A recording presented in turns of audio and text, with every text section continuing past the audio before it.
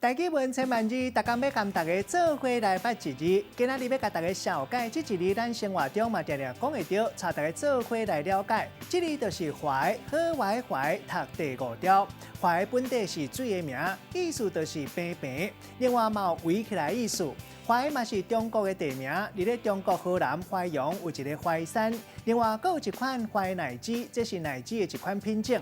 带大家做伙来小解这2个词。头一个，咱做伙来看到，读做淮山，有人讲是山药，这就是怀宁出产一款山芪；有人讲是山番芪、条芪，是一款的茎茎类，是一款高级的芪类食品。汉语认为讲这是四神之一，四神汤就是掺淮山、芡实、莲子加茯苓。淮山的茎拍个打切做一片一片，汉语认为讲有滋养强壮的效果。因为过去是咧中国河南淮阳的淮山地区生产的山药，上界有代表性，就该号做是淮山。第2个词读做淮南，也就是淮南王老安。因为传讲老安是发明豆腐，豆腐叶当拜做豆腐神。咱用一句话来举例，甲这2个词夹做伙。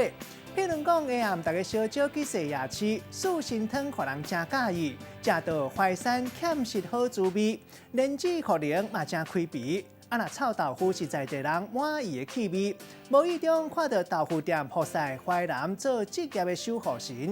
今仔日小解这一日读做淮，提供给观众朋友来参考。